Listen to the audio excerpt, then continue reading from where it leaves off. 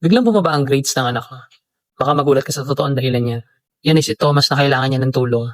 Panoorin mo hanggang dulo itong video ito para mas maintindihan natin.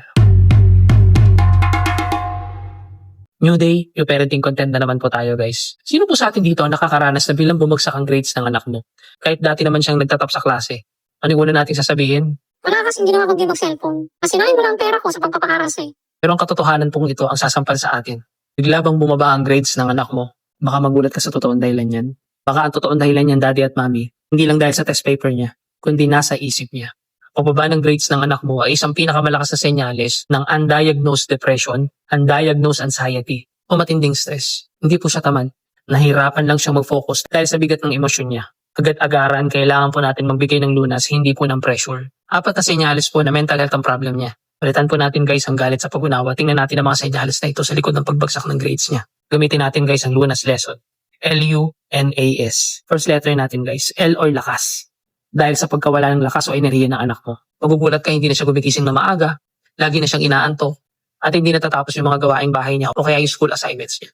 Hindi po yan katamaran, mommies at daddies. Yan po ay physical symptoms ng depression. Second letter natin guys, no, U or umiwas. Pag-iwas sa social activities. Biglaan guys, hindi na siya sumasama sa barkada o sa family events. Mas gusto niya nung mag-isa.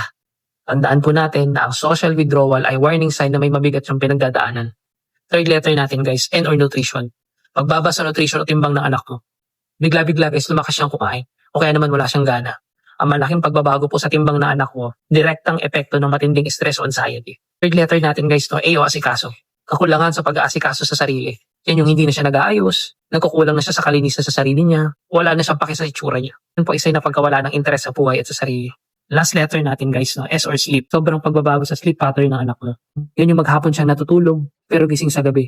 O sobra yung pagpupayat niya dahil sa pag-aalala. Ang insomnia po o hypersomnia na tinatawag ng mga eksperto ay common symptoms ng mental health struggle.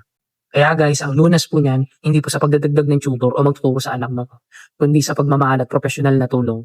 Unang-una natin guys, no, huwag mong i-pressure yung anak mo. Itigil muna natin ang mga tanong, bakit tumaba ang anak natin sa grades? Tanungin muna natin siya, okay ka ba nak? Kaysa, bakit bagsak ka? Makinig tayo guys at i-validate natin. Makinig po tayo guys ng walang atol. Sabihin natin sa kanya na naiintindihan natin siya at hindi siya nag-iisa. Kumonsulta po tayo sa mga profesional. Huwag matakot kumonsulta sa counselor o therapist guys. Yan ang tunay na lunas na mag-a-address sa ugat na pagbaba ng grades ng anak. Ngayon ko lang na-realize guys na ang grades ng anak ko ay salamin lang po ng kanyang mental at emosyonal na kalagayan. Hindi po siya tamad. Meron lang siyang pinagdadaanan na nagre-resulta sa mababang grades sa academics. Meron siyang pinagdadaanan na mas mabigat pa sa grades niya sa school.